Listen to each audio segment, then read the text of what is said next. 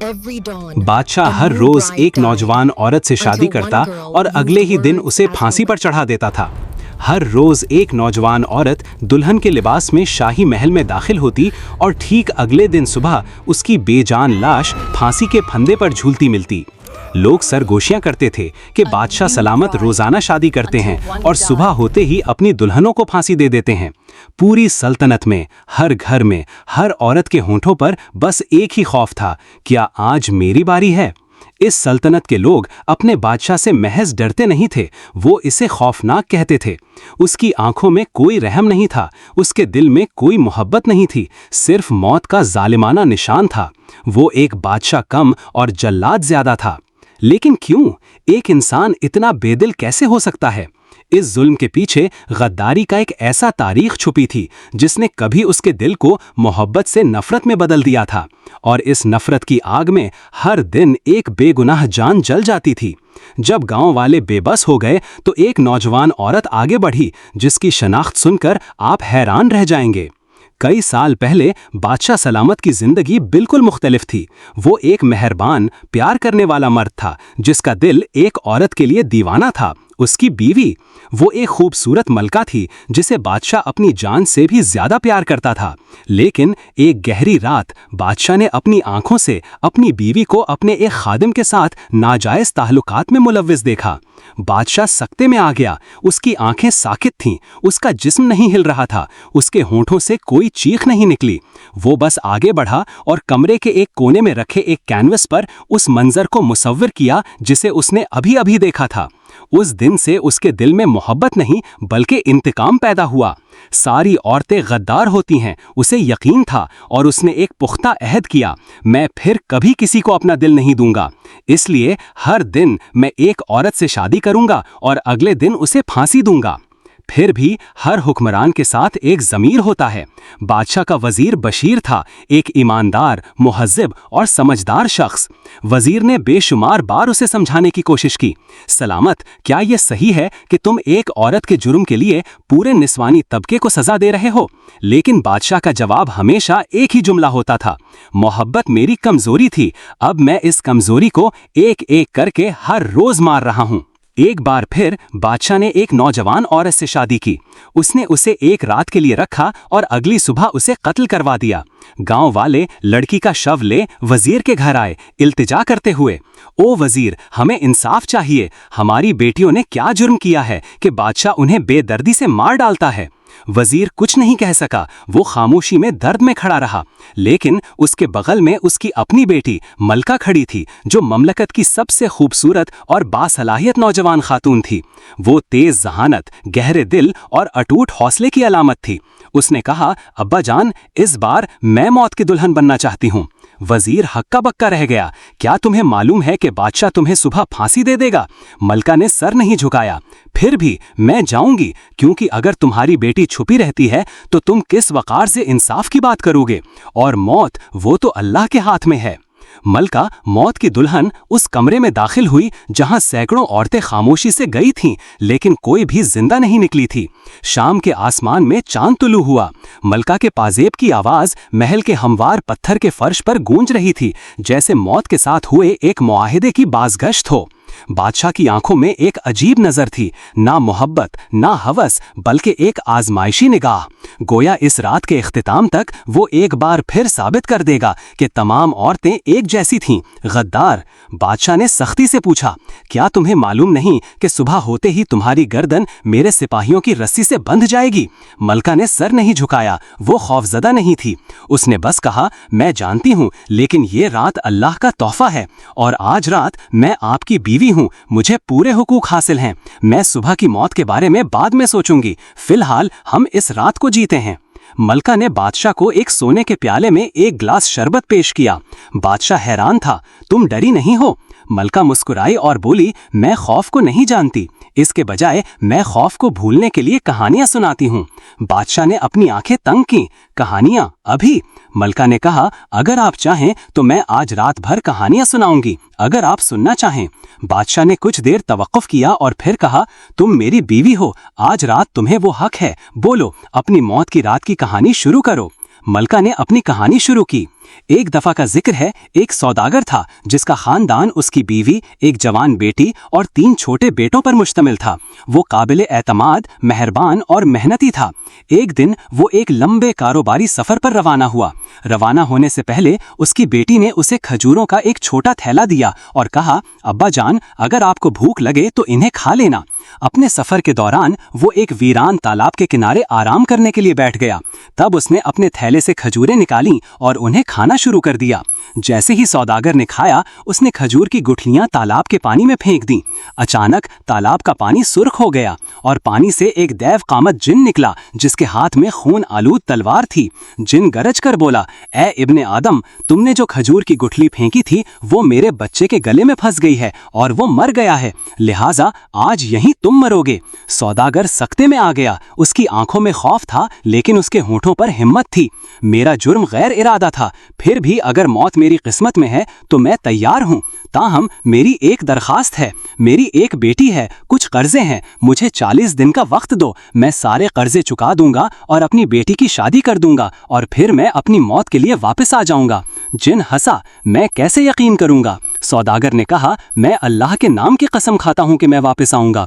जिन ने घूर कर देखा और कहा, बहुत खूब, अगर तुम 40 दिनों के बाद वापस नहीं आए तो मैं तुम्हारी रूह को जलाकर राख कर दूंगा। मलका रुकी। बादशाह ने कहा, फिर क्या सौदागर वापस आया? मलका ने अपनी आंखें झुका लीं और कहा, रात खत्म हो गई है, अजान हो गई है। बादशाह अचानक खड़ा हो गया, नहीं, तुम कहानी को पूरा किए बगैर रोक नहीं सकती, बताओ सौदागर वापस आया या नहीं? मलका ने नरमी से कहा, मेरे शौहर, आपने खुद कहा था कि रात मेरी है, अब तो दिन है और ये मेरी मौत का वक्त है, अब फांसी का अपना हुक्म दें। बादशाह खामोश हो गया। वो इस कहानी के इख्तिताम तक नहीं पहुंचा था, ये उसे पागल कर रहा था। कुछ लम्हों की खामोशी के बाद उसने कहा, मैं तुम्हें एक और रात देता हूं, तुम्हें कहानी खत्म करनी होगी, फिर हम मौत के बारे में सोचेंगे।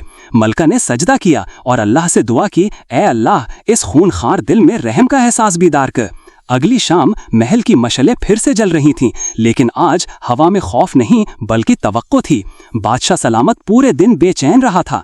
पहली बार एक खातून ने उसके दिल पर सवाल उठाया था। बादशाह बेसब्री से बैठा था। मलका आगे आई, झुकी और बोली, ए बादशाह सलामत, आज रात भी मैं आपकी बीवी हूँ और इस हक से मैं आज फिर से सौदागर और जिन के मुआहिदे की कहानी शुरू करूंगी। 40 दिन का वक्त मिलने पर सौदागर अपने खानदान के पास लौट आया। उसकी बीवी ने दरवाजा खोलते ही हक्की बक्की रह गई। बच्चे अपने वालिद को देखकर दौड़कर उससे लिपट गए।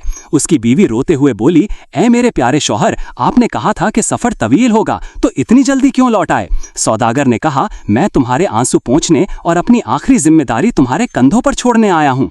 उसकी बीवी ने अपने आंचल से अपनी आंखें पोंछी और कहा, ये तुम कैसी बातें कर रहे हो? सौदागर ने आहिस्ता आहिस्ता पूरी वाकया बताया, जिन, खजूर की गुठली, वादा और उसकी मौत का दिन। उसकी बीवी ने रोते हुए उसे गले लगा लिया और कहा, तुम जाओगे और मैं रहूंगी, अगर तुम चले गए तो मैं कैसे जीऊंगी?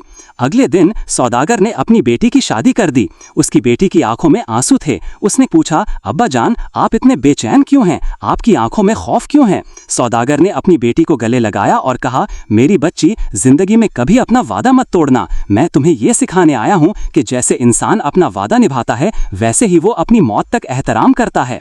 हर दिन सौदागर एक कागज पर लिखता था, एक और दिन बीत गया है और फिर सिर्फ एक ही दिन बाकी है।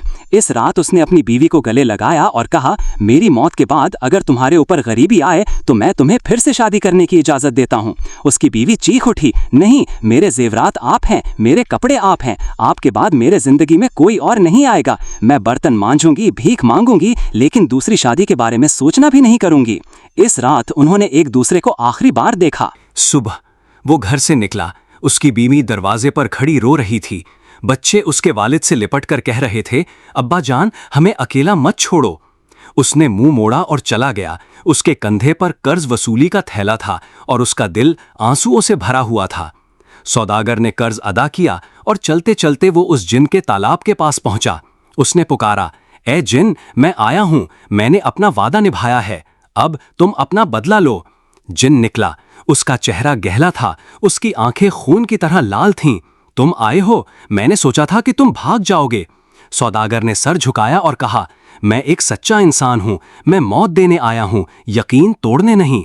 जिन साकित हो गया और फिर वो हंसा, मैं तुम पर नजर रखे हुए था, तुमने जो कहा वो सब किया, तुम जैसे लोग इस दुनिया में नायाब हैं।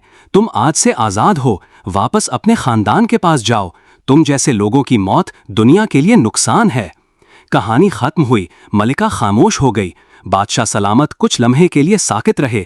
फिर वो अचानक कहता है, मैं उस सौदागर का चेहरा देख सकता हूँ, जैसे मैं खुद वो इंसान हो सकता था अगर मेरा दिल इतना जहरीला ना होता। रात की आखिरी आज़ान की आवाज़ सुनाई दी। मलिका ने सर झुकाया और कहा, ए बादशाह, अगर आप चाहें तो आप मुझे फांसी दे सकते हैं। बादशाह खड़ा हो गया। वो कुछ नहीं कहता, सिर्फ एक बार अपने महल की दीवार पर टंगी उस तस्वीर की तरफ देखता है, उसकी धोखेबाज बीवी और गुलाम का नक्शा। बादशाह चुपचाप कहता है, मैं तुम्हें एक और रात देता हूँ, मैं तुम्हारी एक और कहानी सुनना चाहता हूँ। राजमहल में आज एक अजीब सी खामोशी थी। नहीं, वो मौत का खौफ नहीं था, बल्कि इंतजार था, एक और कहानी का, एक और रात का, और शायद एक और जान के बच जाने का। बादशाह ने सारा दिन किसी को कोई हुक्म नहीं दिया था। शाही मुलाजिम हैरान थे। वो शख्स जो हर रोज फांसी का हुक्म देता था, आज उसकी आंखें नर्म लग रही थीं। रात हुई। मलिका बादशाह के सोने के कमरे में दाखिल हुई। बादशाह ने मलिका की तरफ देखा और कहा, तुम आजकल ऐसी कहानियां सुनाती हो कि रात खत्म होने के बाद भी मेरा दिल खत्म नहीं होना चाहता। मलिका ने आजिज़ी से कहा, ए बादशाह सलामत, कहानियां सिर्फ तफरीह नहीं हैं, ये एक एक आईना है जहां अपना चेहरा देखा जा सकता है। क्या आप आज भी एक और आईने का सामना करने के लिए तैयार हैं? बादशाह चुपचाप सर हिलाता है। मलिका ने फिर से कहानी सुनाना शुरू कर दिया। एक बादशाह था, उसकी 4 बीवियां थीं। 3 खूबसूरत, चालाक, लालची और मुकाबला करने वाली थीं, और चौथी स्याह रंगत की, चेहरे की सादगी, सुलूक में मुहज्जब और यकीन में अटल थी। एक दिन इस बादशाह ने अपनी सब बीवियों को बुलाया। कहा, आज मैं बहुत खुश हूँ, मैं तुम्हारे लिए हीरे, जवाहरात, लाल, याकूत लाया हूँ, इनमें से जो चाहो ले लो। पहली 3 बीवियों ने दामन भरकर रत्न लिए, लेकिन चौथी बीवी, जिसे कोई अहमियत नहीं देता था, वो बादशाह की तरफ बढ़ी, उसका हाथ पकड़कर बोली, ऐ मेरे बादशाह, मैं रत्न नहीं लूंगी, मुझे आप ही चाहिए। आप रहेंगे तो मेरे लिए रत्न भी होंगे, रियासत भी होगी, आप नहीं होंगे तो सब खाली है। बादशाह सख्ते में आ गया। उसने देखकर कहा, तुम सब सोचती हो मेरी सबसे पसंदीदा बीवी कौन है? आज जानो, ये औरत जिसकी रंगत काली है, चेहरा सादा मगर दिल अनमोल है, वही मेरी रानी है। कहानी खत्म होने पर बादशाह चुपचाप बैठा रहा। मलिका बोली, बादशाह सलामत, तमाम औरतें एक जैसी नहीं होती, कोई धोखेबाज होती है, कोई इस काले रंग की रानी की तरह वफादार और निडर होती है। बादशाह की याद एक बार फिर ताज़ा हो गई। बादशाह की नज़र फिर उस दीवार पर लटकी हुई बीवी की धोखे की तस्वीर की तरफ गई। बादशाह कुछ देर खड़ा रहा। उसकी आंखों में एक अजीब सा तजाद था। मलिका आहिस्ता आहिस्ता जाकर तस्वीर के सामने खड़ी हो गई। कहती है, ये तस्वीर जब तक लटकी रहेगी तब तक आप हर औरत को इसकी तरह देखेंगे। ये खयानत आपकी जिंदगी की दीवार को ढांपे हुए है और मेरे जैसे किसी की वफादारी आप देख भी नहीं पा रहे। क्या एक तस्वीर सच हो सकती है और एक कहानी सच नहीं हो सकती?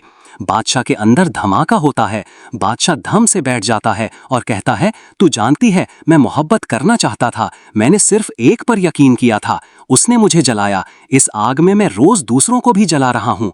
तुमने इन चंद रातों में जो किया है, मेरे वजीर बशीर वो इतने सालों में नहीं कर सके। मलिका कुछ नहीं कहती, सिर्फ आगे बढ़कर बादशाह के कंधे पर हाथ रखती है। कहती है, आप अभी भी जी सकते हैं, लेकिन इसके लिए आपको पहले यह तस्वीर जला देनी होगी। बादशाह का हाथ कांपता है। वो दीवार पर लटकी बीवी की धोखे की तस्वीर उतारता है, फिर तस्वीर को फाड़कर आग में फेंक देता है। तस्वीर का कागज जल जाता है। साथ ही बादशाह जैसे एक बंधन से आजाद हो जाता है। वो आंखें बंद करके कहता है, मलिका, आज मैं समझा कि तमाम औरतें एक जैसी नहीं होती और तुम वाहिद औरत हो जिसने मुझे बदला है। बादशाह कहता है, मैं अब किसी को कत्ल नहीं करूंगा, मैं चाहता हूं कि तुम मेरे साथ मलिका और कहानीकार बनकर रहो। मलिका की आंखों में आंसू थे। वो कहती है, आपका माफी मांगना सिर्फ अल्फाज नहीं, अब आप इसे साबित करें। कल सुबह आप रियासत में ऐलान करेंगे कि अब कोई औरत कत्ल नहीं की जाएगी। बादशाह सर झुकाकर राजी होता है। रात खत्म हो जाती है। आजान की आवाज गूंजती है। पहली बार मलिका खुद कहती है, आज मैं नहीं चाहती कि आप मुझे एक और रात दें, बल्कि आप एक नया जिंदगी दें, जहां मौत नहीं है बल्कि कहानी है, जहां खौफ नहीं है बल्कि यकीन है। अगले दिन सुबह आज का सूरज कुछ और तरह का था। महल के फर्श पर पड़ने वाली रोशनी पहली बार किसी की मौत का पेश खैमा नहीं, एक नई जिंदगी का ऐलान थी। सुबह के वक्त शाही महल की चोटी से ढोल बजा। लोग हैरान होकर शाही दरबार में जमा हुए। बादशाह सलामत तख्त पर बैठे, उनके दाएं जानिब मलिका बैठी थी। बादशाह गहरी भारी आवाज में कह उठे, आज मैं अपनी रियासत की तमाम खवातीन से माफी चाहता हूँ। मैं बहुत दिनों से गलती पर था। इस गलती की सजा किसी को नहीं मिली, सिर्फ बेकसूर लड़कियों को मिली। मैं हर रोज एक को कत्ल करके खुद को सुधारना चाहता था, लेकिन आज समझा कि माफी सजा देकर नहीं मांगनी होती है। तख्त के पास बैठा वजीर रो रहा था। आज उसकी बेटी सिर्फ जिंदा नहीं, बल्कि उसने तारीख रकम की थी।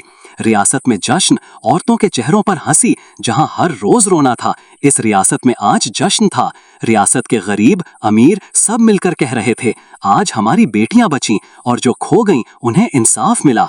फिर बादशाह सलामत ने तमाम दरबारियों को बुलाकर कहा, आज से मलिका सिर्फ मेरी बीवी नहीं, वो मेरी रानी, मेरी मुशीर और मेरे दिल की कहानीकार है। पूरा दरबार गरज उठा, जिंदाबाद मलिका, जिंदाबाद सलामत।